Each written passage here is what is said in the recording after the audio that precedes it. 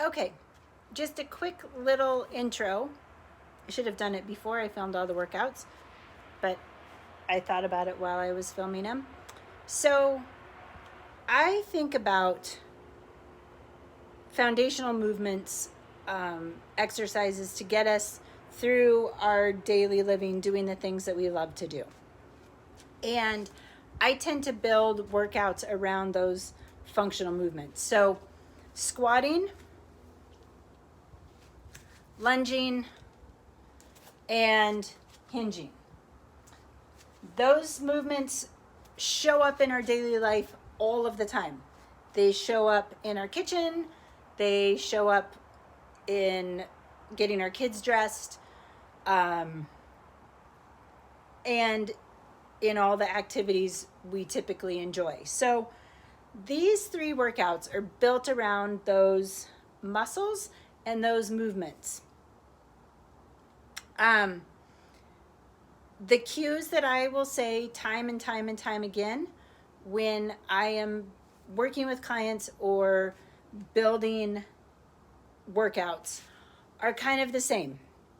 You want to keep your eyes looking straight ahead, your pelvis flat, your chest nice and open.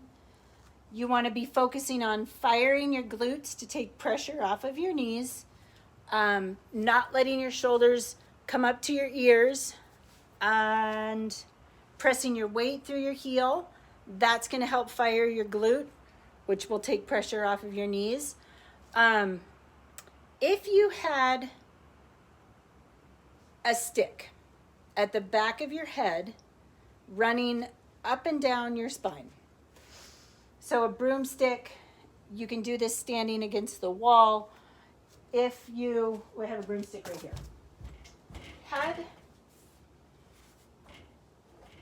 this super handy broom and you put it behind your back at the back of your head and then made sure that it was touching your shoulder blades and your tailbone.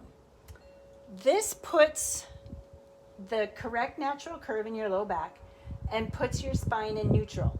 When your spine is in neutral, you are firing your transverse abdominis muscles, which is a band that wraps around your torso and supports your whole body, really, from your hips down and from your hips up.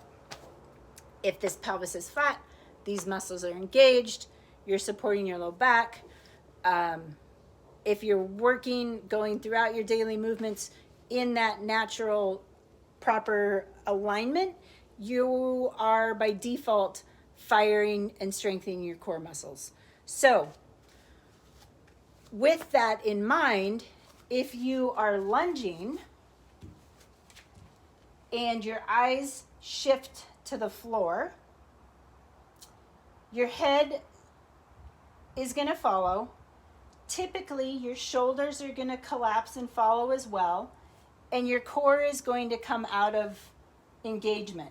Your spine's no longer going to be aligned, your core is not going to be engaged.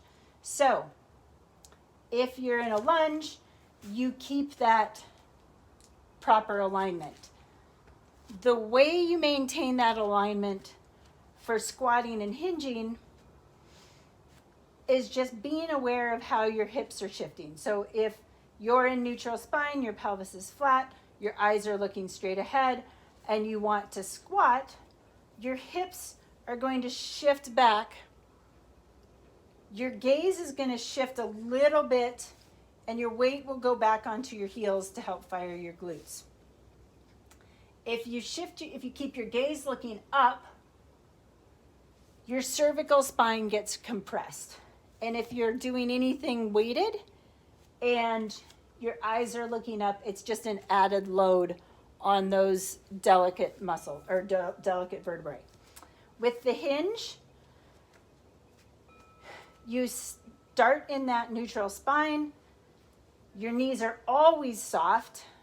And from here, you shift your hips back a bit and hinge from the crease of your hips. the way your gaze is going to go is straight ahead, and then it kind of is going to create a triangle off the front of your toes about 3 feet off your feet. The thing about keeping your knees soft, if your knees are locked, you get an arch in your back, all of the weight loads onto your lumbar spine, it hurts. The other thing about locked knees, if something throws your balance off, you're not as able to respond. So if I'm walking with my tailbone out and my knees are locked and I slip on the ice, I'm not going to have that quick, responsive, athletic ability to support myself and avoid wrecking. So soft knees, I really can't think of any time in sport, athletics, life where we are in a stance with our knees locked. Let me know if you have an example and I can change up my thinking. So that's a little bit of info to get started. Keep those things in mind. That's it.